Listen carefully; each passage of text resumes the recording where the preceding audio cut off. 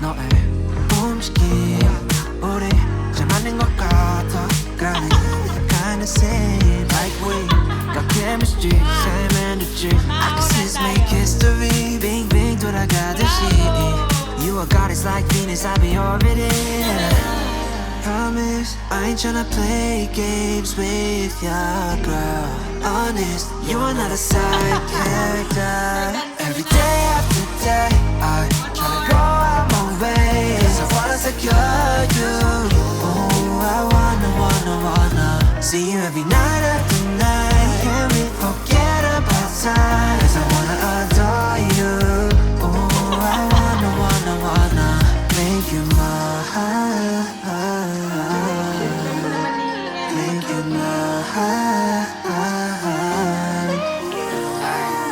Snap, this is picture perfect Really got me thinking you and I could be something Pressed all the right buttons and now I'm done searching Damn 다른 여자랑 비교 안 돼 no competition Sweet like gelato 되고 싶어 Valentino Rockin' on a high note got a loving it soprano 너 만나고 나서 절대 놓지 않아 바빠도 다른 여자는 없어 no Cause you're the one and only girl Promise I ain't tryna play games with ya girl Honest you are not a side character Every day after day I tryna go out my way Cause I wanna secure you Oh I wanna See you every night after night Can we forget about time Cause I wanna adore you Oh I wanna Make you mine Make you mine Make you mine Make you mine Hello mga kamamshi, nandito ako ngayon sa kusina.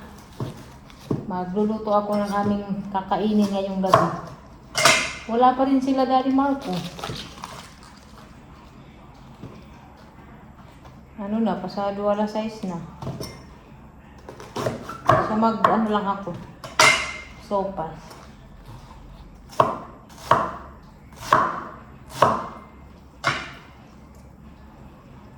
Itong kutsilyo na to, bigay to ni Vanessa.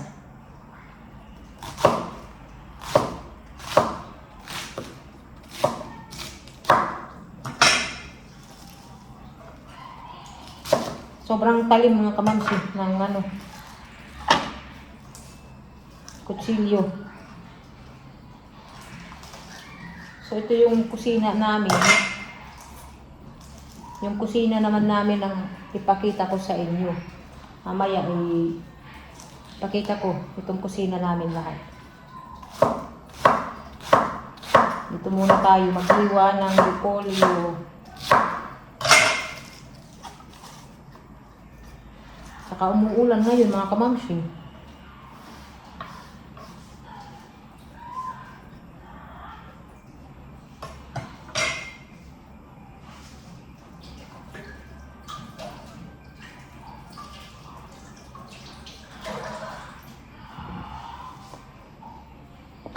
Naglagay ako ng manok.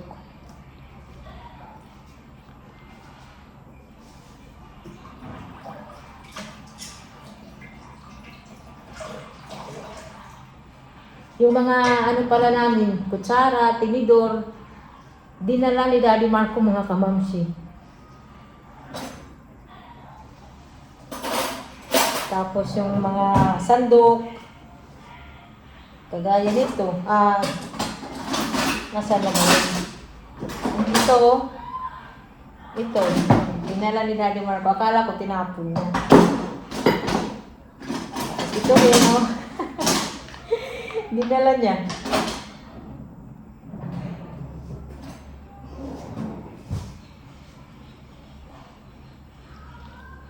Yung mga plato, wala na. Tapos yung mga baso doon, pinagtatapon na. Marami kaming natapon na gamit mga kamamsi. Sayang.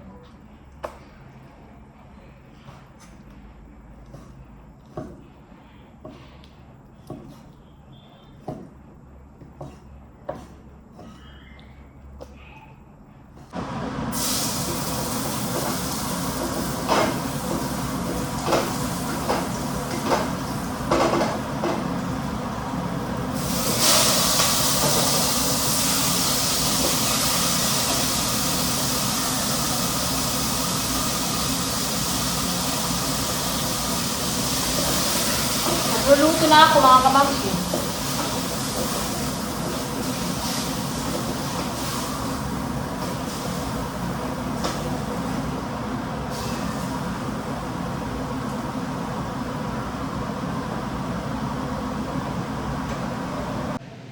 Hello! Nandito na si Kuya and Ate.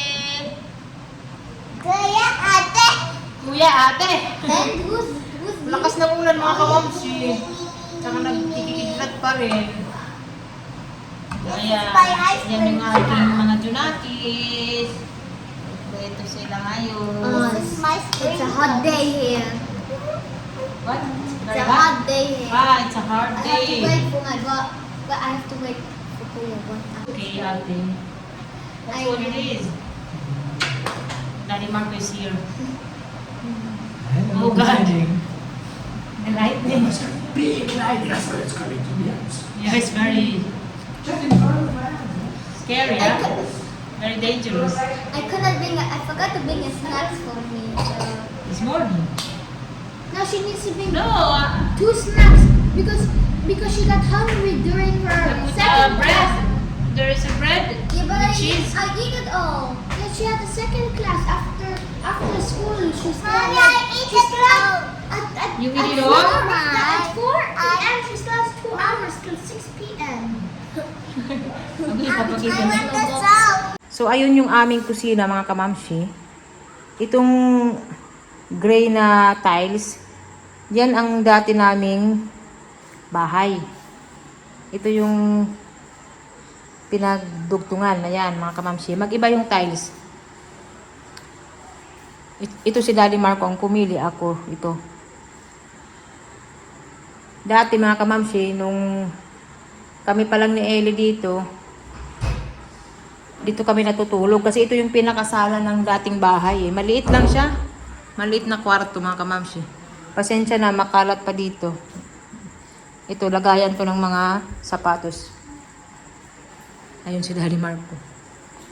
So dito kami natutulog mga kamamsi dyan. Tapos yung kainan namin doon, di ba nakita nyo naman dati. So, ito na yung nitsura niya. Tapos yung, dati yung TV nandyan sa wall. Ngayon, ibang-iba na. Malaki na ang pinagkaiba. Pero yung bintana, hindi namin binago mga kamamsi. Yan pa rin yung dating bintana namin.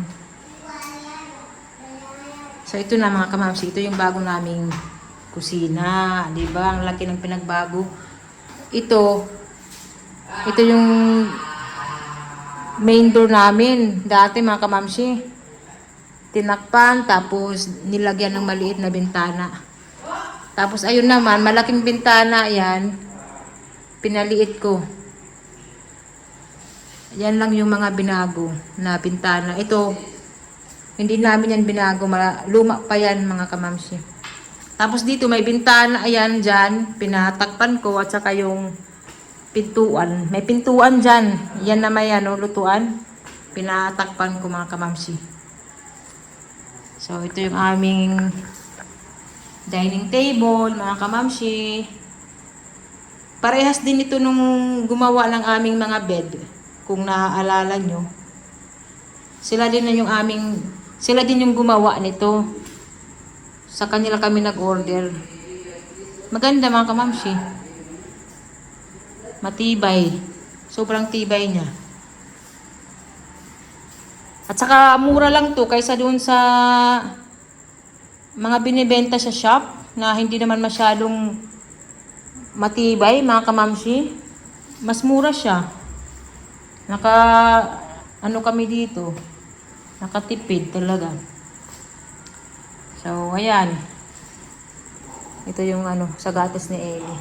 At saka may aircon dito. Ito yung binili ko na aircon nung wala pa sila dito. Sila Daddy Marco. So, ito naman yung aming bar counter. Bar counter ba yun? Ayan mga kamamsi. So, kulang pa to ng upuan. Pag nasunod na lang. Ito rin, kahoy din ito mga kamamsi, oh. Same din ng aming pinagbilhan ng mga bed. Sila rin ang gumawa nito. Ito yung aking, ano ba yun? Tagtaran. Chopping board.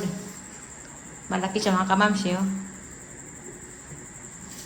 So dito, pwede dito magkape pag may ano na, may upuan. So ayan naman yung kitchen mga kamamsi. Malaki na ang pinagbago ng kitchen, di ba? Ito, pintuan dati. Ngayon, sarado na siya. Naging lutuan ko na mga kamamsi. Tapos, dyan, may mga nakalagay dyan na estante, lagayan ng asin, toyo. Ngayon, wala na. Tapos, itong bintana naman, pina-adjust ko yan mga kamamsi. Pinababa ako kasi dati, sobrang taas na. I mean, hindi naman sobra. Basta mataas lang siya. Ngayon, okay na siya, oh. Maganda na. Pailawan ko muna. Tapos, yung taas, hindi ko pinalagyan ng cabinet. Ganyan lang muna kasi nga, mataas mga kamamsi, parang hindi siya magagamit pag may cabinet dyan. Mahirap pag akyat baba. So, ganyan lang muna siya. Tingnan nyo yung tsura dyan. Hindi pa masyadong okay. Saka yung tubig namin, mahirap pa rin. Kasi dito sa subdivision namin, umaga lang at saka gabi yung may tubig. Kaya yung tubig namin nilalagay dyan para may panghugas kami. Pag matapos na yung bahay, yung tubig naman yung aasikasuhin namin, yung ipapaayos. So ito yung pinagawa ko mga kamamsi na lagayan ng aming mga grocery. Ayan. At saka yung rep namin. Dati pa to na rep namin. Hindi pa kami bumili ng bago. Kasi okay pa naman siya mga kamamsi. Sa susunod na lang. Tapos ito yung toilet dito sa baba. Yan. Inaayos din. Pinalitan ng tiles. Lahat mga kamamsi. Binago. Pati yung pintuan na yan. So, may mga inaayos pa ng konti dito sa loob. Sana matapos na talaga. Dapat bibili kami ng, ano ba yun?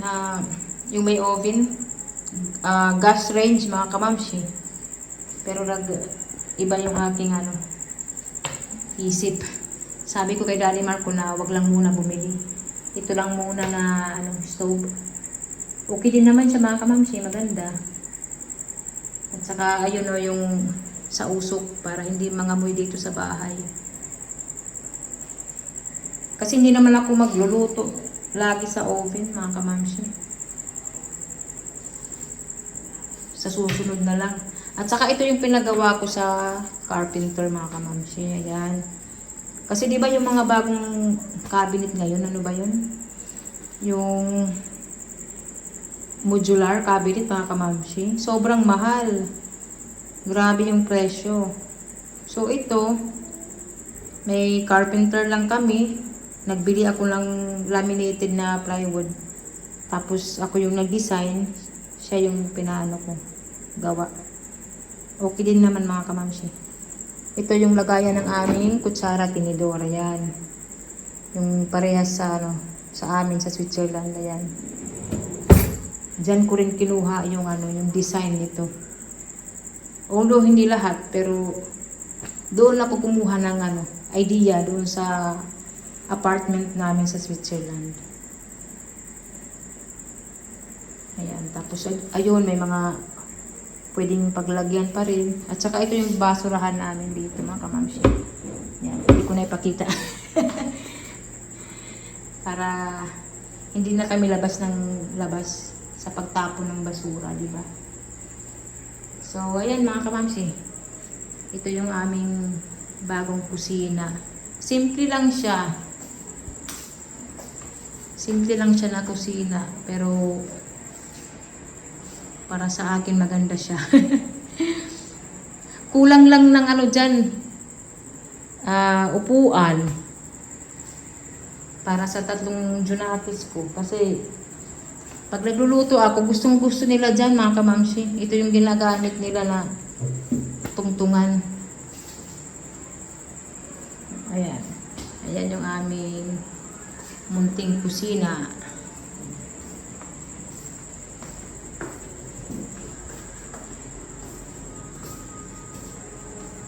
Ayun naman yung sala namin. At saka, yung hagdanan pala mga kamamsi, o ipapakita ko sa inyo. Ayan yung bago naming hagdanan. O, diba? Yung kahoy na in-order ko. Ayan. Maganda siya mga kamamsi. At saka hindi naman siya madulas. Okay lang siya mga kamamsi. Hindi siya delikado. Parang mas madulas pa yung tiles. Ayan. Ito naman, pipinturahan pa yan dyan. So, ito lang muna yung maipapakita ko sa inyo mga kamamsi. Sa susunod na video, sa taas naman tayo. Ayan. Pinatay ko na yung ilaw. So, thank you mga kamamsi sa panonood ng aming video. Tinatry ko lang mag-video para makita nyo yung pagbabago ng aming bahay. Malaki na talaga yung pinagbago mga kamamsi. Grabe. Ilang buwan din na pagsakripisyo, pagod at stress. So ito na yung resulta. Inaantay na ako ni Eli mga kamamsi. Ayun na. Inaantok na yun. So, bye-bye mga kamamsi. Thank you so much for watching. Pinakita ko sa inyo yung kusina namin. Ayan. Bye-bye everyone.